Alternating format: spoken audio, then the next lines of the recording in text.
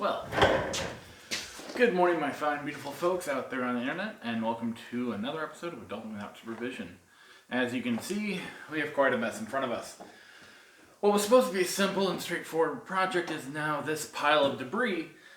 In fact, I tried to start this video and install these security cameras at least twice before. I'm hoping that third time's the charm.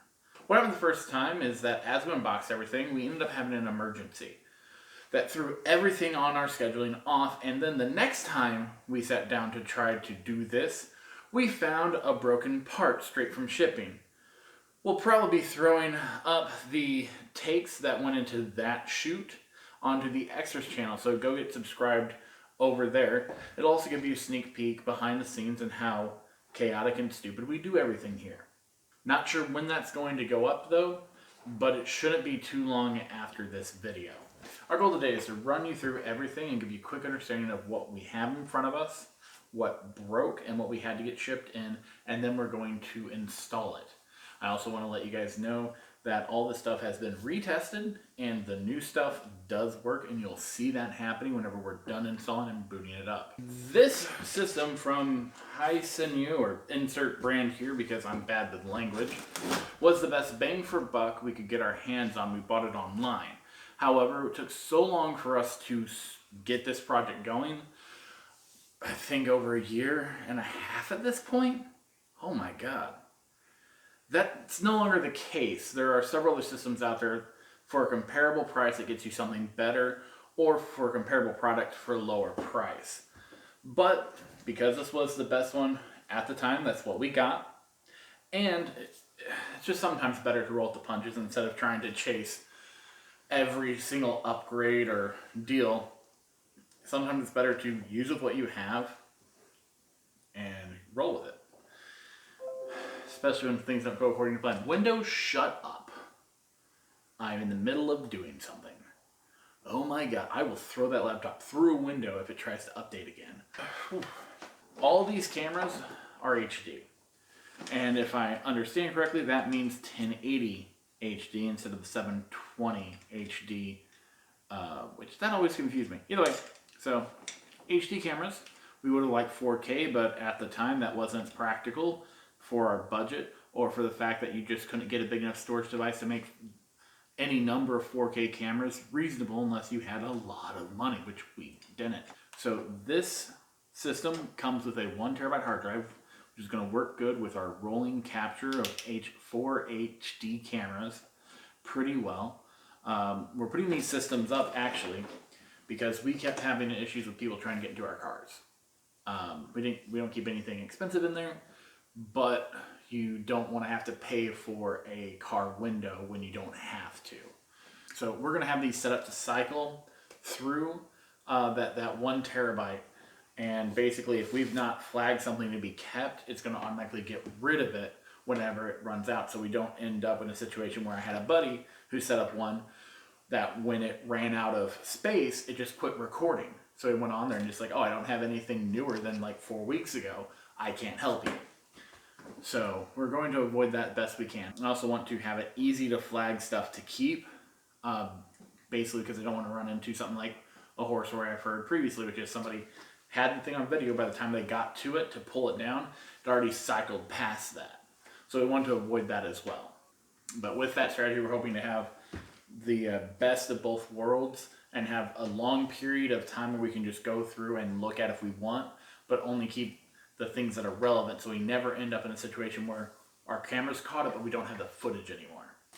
These cameras are rated for indoor and outdoor use. These are actually the model, I believe, that has the night vision as well. We're going to be using all these outdoor ourselves. The system can be upgraded with more cameras, but we think we can cover everywhere we need with 4. And we might end up adding some on the inside of the house if we ever end up with somebody actually getting in.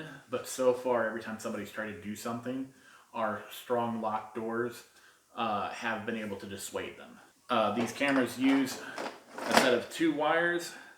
One wire that comes out of the actual camera that splits into 2. One carries signal, one carries power.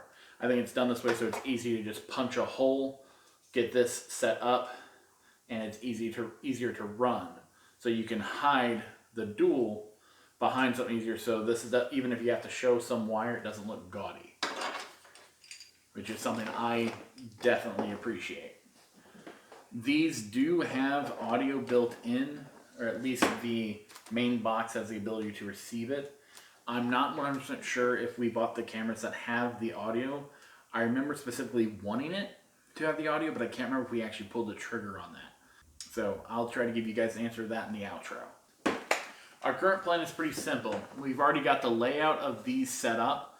We're going to put one on the driveway front, one on the driveway back, one in the front of the house going to cover the front porch and the street where we park our cars, and one on the back porch pointed towards the back of the yard and the gate access and where people like to hop the fence. I'm hoping we can actually make that happen. If not, we'll make adjustments on the fly, whether that be buy more of these cameras or buy a whole new standalone system. I know there's some really nice wireless ones out there. I think Harbor Freight's got a few different ones. There's definitely some online. But yeah, we're just going to try to make do with what we have and buy more if we need to. Up to and including if we end up doing something really stupid or silly where there's two of these systems because there's two different independent surveillance systems operating just kind of stacked on top of each other. You know, we'll show you that. But yeah, it's hopefully going to be a real quick, real easy setup. The plan is with these specifically is we're going to set them up to the point where they need to go. They've got two articulation points right here and a screw on here to make it easier to actually do all of your attachments without having to really struggle to get the screwdriver in there to get it set up. So we're going to set them up, get them all set up where we like the video. Then we're going to punch a hole directly into the side of the house and then run it through the wall into the basement, over and then up into that room. Or we're going to punch a hole through the wall and then follow it around the top edge of the house. Because two of the cameras are going to be directly outside the room that's going to have the main center in it.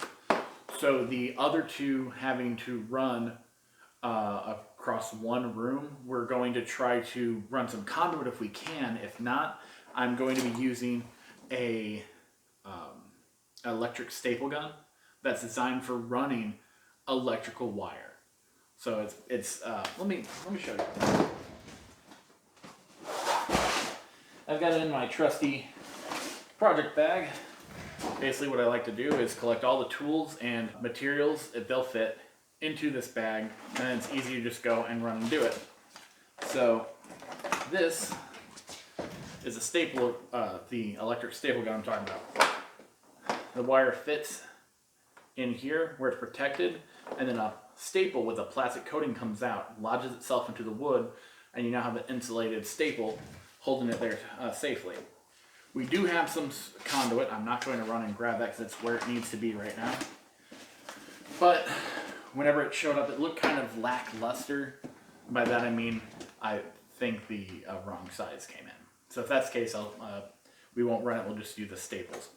Anyway, we'll do our best to make it not look gaudy, but the main and most important thing is that we have that security, that assurance, because we've had some issues previously and we want to make sure we're keeping things safe around here. Because honestly, that's more important than almost anything else right now. Things have been getting a little bit worrisome. Also, we're going to be punching, setting up to where this wire is going. We're going to punch the hole directly behind where we plan to put the camera. We're going to shove this wire through. Then we're going to foam up around the wire. Then we're going to screw it down into place, and we're going to put a bead of caulk around it and into this small little cutout here. Because I know that's designed so you can run it easily there, but whenever you punch it straight through, you now need to put a little bit of sealant around there, otherwise moisture or water can come in. And make sure you get the caulk that's designed for indoor and outdoor and to be weather and waterproof. And that should put an ease of running it and also make it hard for people to damage it. Because there's some wire setups where if you look at them for a minute, you realize you can walk straight to one point in the field, cut one of the wires, and all of a sudden there's no cameras watching you anymore. So our plan is to keep as much of the wiring inside the house as possible and to secure these as firmly as possible. We're actually going to be using better screws than what's supplied I've got some good old construction screws that have a non-standard bit, so it'd be harder for somebody to take them down that way, or get access to the wire that way. To make these go off, somebody's going to have to walk up to it and hit it with a baseball bat. If that happened, and it's going to record all that up to that point. But again, these are mostly to deterrent and to also track people down if they do anything ignorant. So, any part of a security solution, cameras can't be the end-all be-all. They are a part of a full solution. So, let's say hypothetically, somebody only has cameras. Well, if somebody knows how to get around the cameras, they can just walk in your doors. So you need to have strong locks as well. Now, to get back to the actual project at hand, we're going to be using several tools and several materials on this project. And to punch those holes that we were just talking about, I'm going to be using a hole saw. We're going to use that to get cut a circular hole in the siding. And then I'm going to use a normal drill. I think about a 1/4 inch will get us taken care of. If not, I'll go larger. Behind that to actually go through the wall of the house, through the wood. We want that hole in the siding so that it sits flush without bending in the siding. And we want that hole into the wood so that we have the smallest hole possible, so there's less to seal. Then you throw the foam sealant into the hole that goes actually into the house, and then you put that caulk around the actual base of the camera. And that should get you taken care of. We're going to use the caulk and this foam sealant for that. Let me show you real quick. I've got a hole saw, but these are the drill bits we're going to be using. Got those from Ryobi like a dozen or so years ago. Basically, some spray foam like this, and some caulk that is rated for indoor, outdoor, waterproof, weatherproof.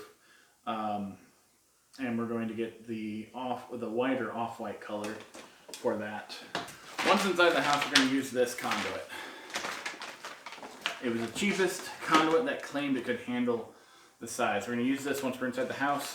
Try to hide the wires in all the public rooms, but if that's not possible, using the wire staple of the gun will be enough because we get out of the way and it won't look too bad. If we have to, I would rather have good security than worry too much about hiding wires. Because honestly, having good security is way worth the slightly gaudiness of having wires set up through the rest of your house. But we're going to try to avoid that if possible. Side note, whenever you're setting up the cameras outside and you're going to be using screws, make sure you have screws that are rated for all weather and indoor, outdoor. You don't want these things corroding on you. All these wires are going to be running to this console that came with the product. It's actually a very nice console, all things considered, especially if I would open it up the correct way.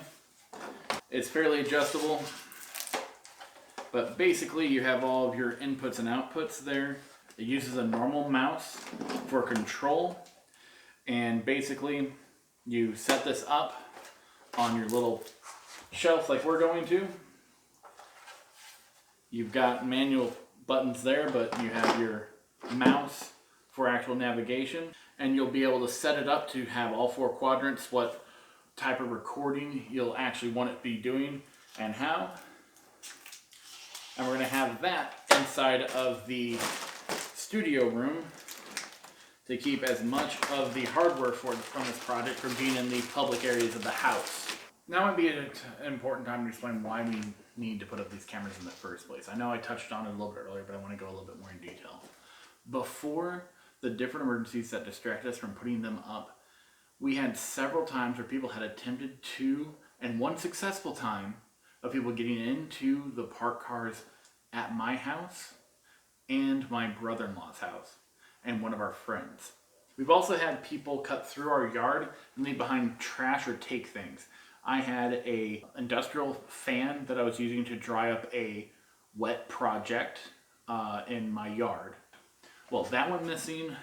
My really good contractor grade extension cord, the one that you can run basically anything on that takes a 110 charge without it having any issues. So even like my heaviest equipment that takes a 110 could run on it without an issue, whereas some of the cheaper ones, it's not a great idea. I had that go missing, and I had a few other things from the property go missing. Had people get into the trash cans and just rip the bags open looking for stuff. I don't know why. And at first I thought it was animals, but no, it was too clean. It was literally a knife cut. And then we had somebody in our neighborhood, one of our neighbors, explain to us that they saw somebody doing that. We don't know why they were doing that, just that they were, and it's upsetting. Overall, that's made us a little bit paranoid. So before they decide to get bold and break into either the house or into more cars or the shed, we're hoping the security cameras will hopefully be a deterrent. We'll also be getting a motion sensor lights, but that'll be done later. We're also going to be looking into other security options. I'd rather not be one of those people whose their main security of their house is, well, when they get in here, I've got my gun, but if I never notice them, they can just take whatever they want, I guess, or whatever. That's why. Yeah, so wish us luck. Now we're going to segue to the actual installation phase. We'll be doing a time-lapse video of the installation, and we will stop to show or explain any problems that arose during the project, and any major changes will be discussed during the outro. So let's get to work, guys. Grab the tools, grab a little project bag, kind of brimming to the burst. Let's get on it.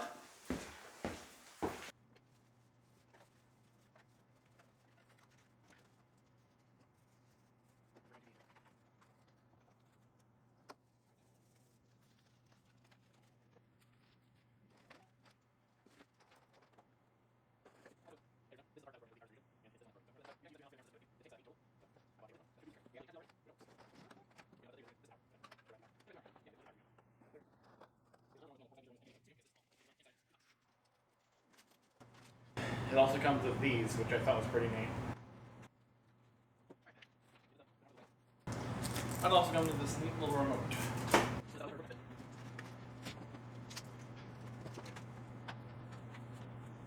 We're going to start with the easiest one. We're going to get a camera pointing that direction up here, right about there, and another camera right here covering this portion of the yard and the back entrance. And then we're going to get a camera over there covering the actual front porch in better detail, so if somebody tries to break in, we can get a good picture of their face if they're dumb enough to not have a mask on.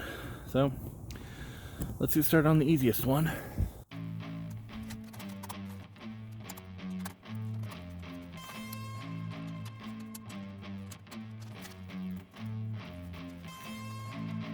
High up enough somebody can't reach it with a ladder, but low enough so I can reach it with a ladder. So we're thinking right there.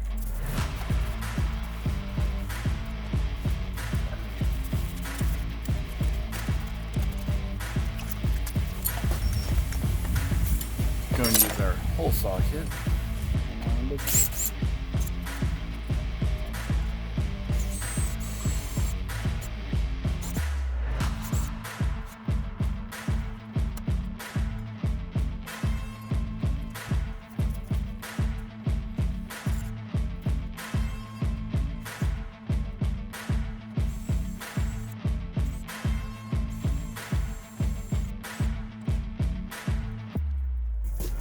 Ourselves a nice 3/4.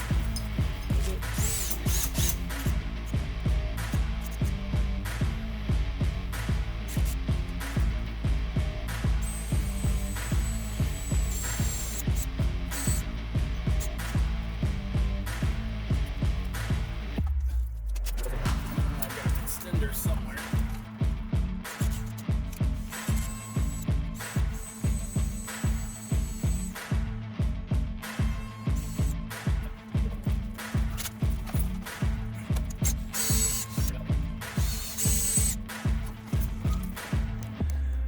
Trying to center.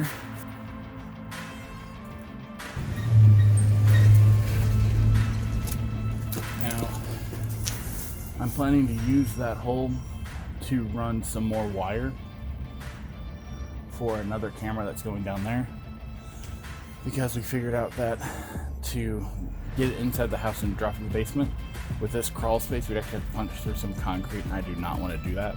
So that's the only one we're going to run on the outside, and we're okay with that one being a little bit exposed because all 3 other cameras are going to be harder to take out, and they're covering the more important bits anyways. I'm going to punch the next hole right here, and I'm going to plant the next one up there and here, and then I'm going to start actually running the wire. If you have any forethought, unlike me, you might want to put down something to catch the drywall dust on the inside. I didn't do that, so I'm going to be back in there later. Next one was originally planned for right here, but that's too short. I'm going to put it right there, and we'll have the adjustments we need to make it look wherever we need to go. Let's get ourselves situated to get the next shot.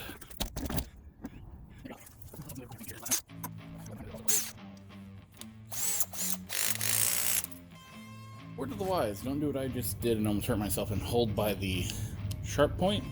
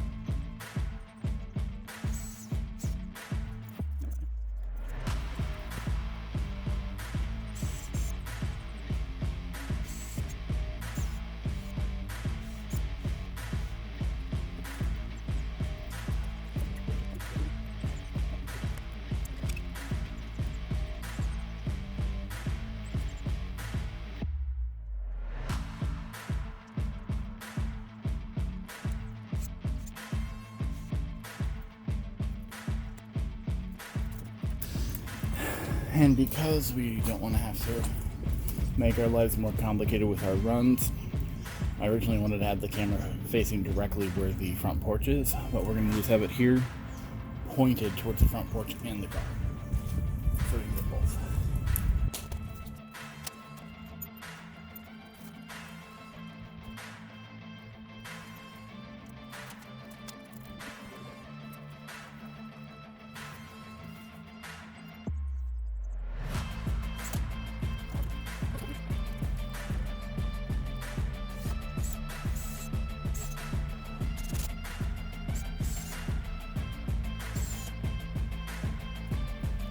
Okay, let's get back to work now that we actually have everything charged back up. Camera tape out. Alright. Currently what we're doing right now is going to be taking that wire, hooking it up, making sure it's insulated against the weather, then running it around the outside. Whenever I go to redo the siding later, I'm going to go ahead and put the wire behind it, but until then I'm just going to run it the way that a buddy of mine showed me. That is good enough. And if you kind of tuck it away, it doesn't look too bad either.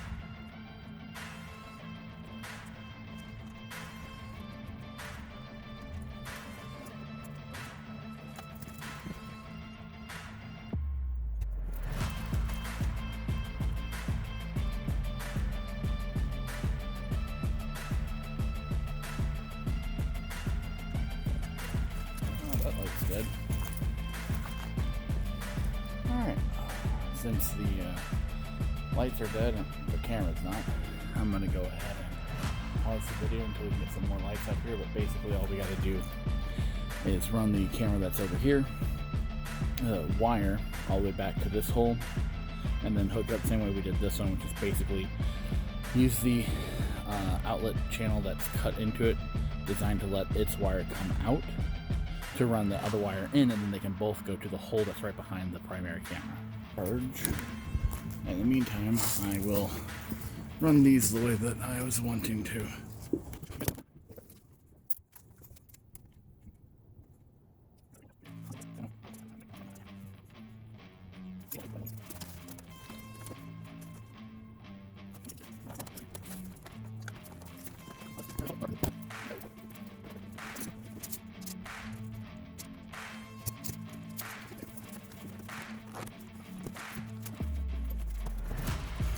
Actually went pretty well. Look at that. That's the only part that is exposed. Well, except for right there.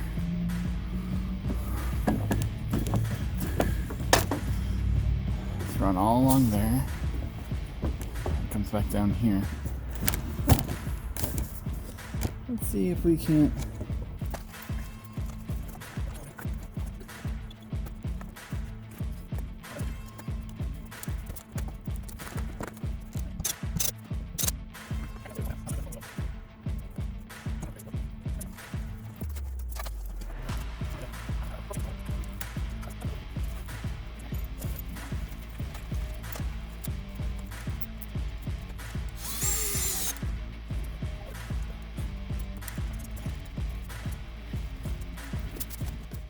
The home stretch, we've got all 4 cameras set up outside. I'll give you a view of that when the sun's back up. We end up having to finish after the sun had already gone down. Alright, those are the wires that come through. We actually have some nice little covers coming in, but they've just not shown up yet. I'll probably put a picture of them when it's finished onto the Twitter or Extras channel if they take too long and I can't actually put them in this video. We got to finish cleaning up. I already took a vacuum through here, and then we're going to just plug in these nice little ends into the back of the replay device and plug it into power, plug in the mouse, and we should be good to rock and roll. I'll show you that in a second.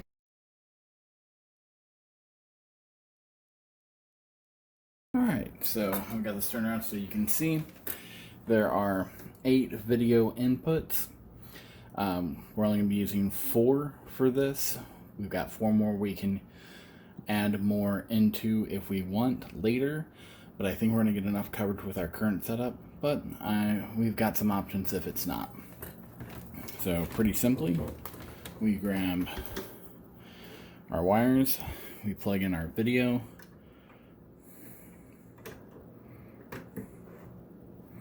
and make sure we're secure. Should twist on to lock in place.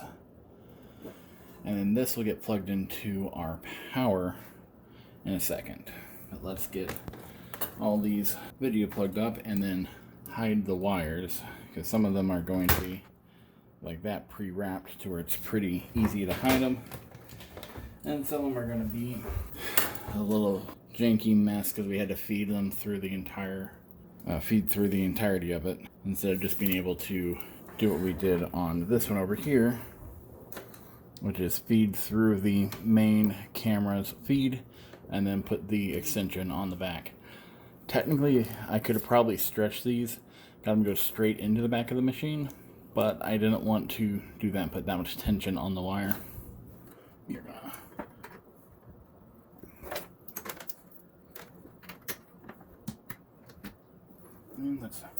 there you go.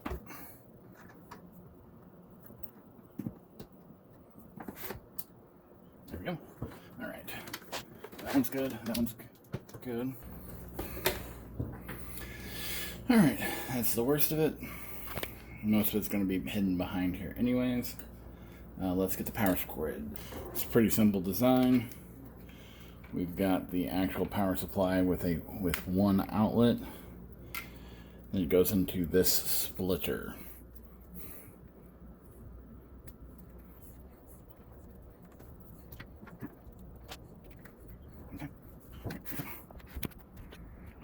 run that to power in a second. We actually need to plug in this thing's power. Alright. They offer quite a few different hookups for this, even going all the way back to VGA. You actually have audio out along with your video out separately if you need to.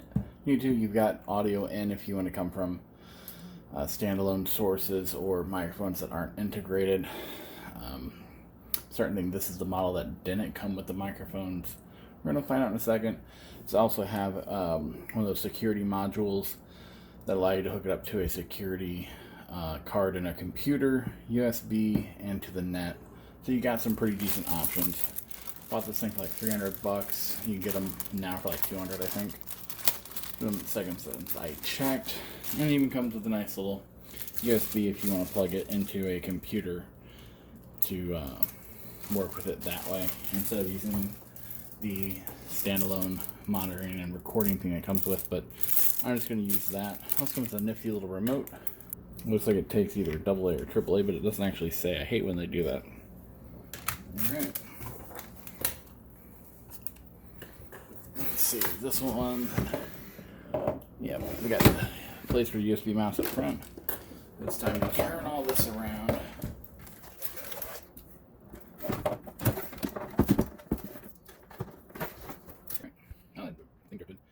That's what we look like now. Alright, let's plug in a little USB mouse. I'll put it on the first shot. Let's just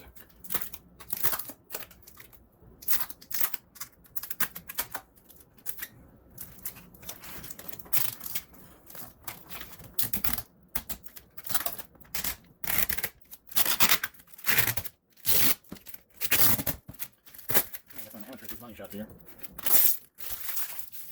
Okay. Alright, well, this is what it looks like right now. Remember those caps on those whenever they come in. And I might do some more to hide that. Maybe build a little bit of a box. Or maybe use that conduit I purchased just for a little bit on the inside here. But we'll see. Alright, let me go get the power hooked up. Alright, we just plugged the power in and she's booting up. We've got her running to a extension cord because the power bar that I was using is currently full until I can rearrange some of the other stuff I got going on here. Come on, get past the sync mode, please. Takes a minute to boot up. Every time this happens,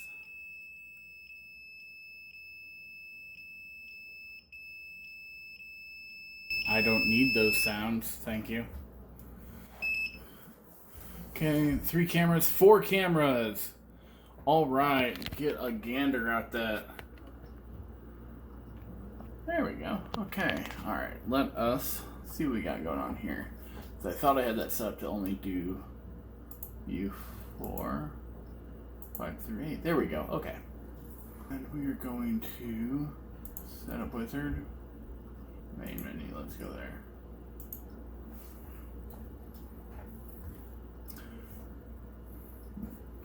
Avert drives. I mentioned earlier, but to adjust the camera, you've got this little neck right here. The end screw allows you to move it this direction, and 2 Allen keys that give you the other degrees of movement as needed. Alright, I somehow managed to get that camera turned the wrong way, and I still need to adjust those 2.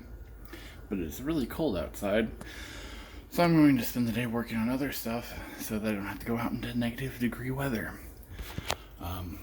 Spray foam those, waiting for the caps to come in so I can shave that away and put the caps on so it looks pretty.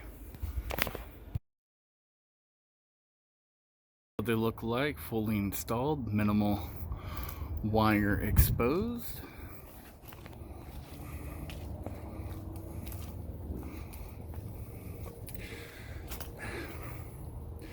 Have the ones that don't run immediately into the house.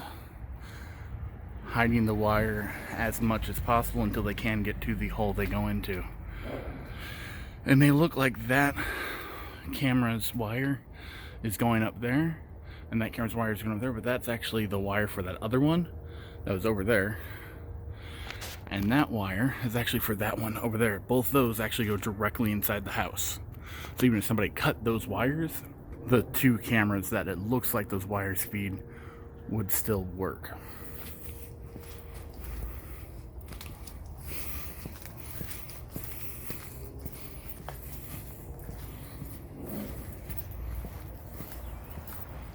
And there we go. Honestly, we got pretty good maximum coverage with just the 4 cameras it comes with. You can upgrade to another 8, or another 4 for an 8. Another 4 for a total of 8, which we might end up doing because I want to have some more beyond that point, because we got the camera pointing there. We can see a decent amount. But I want behind that shed, on the other side of the house, we don't really have anything worth messing with over there, but I still want them to be covered anyways. Alright, the foam has cured. Now I'm going to take a blade and cut around it without damaging the wires, and then I'm going to install 2 of these.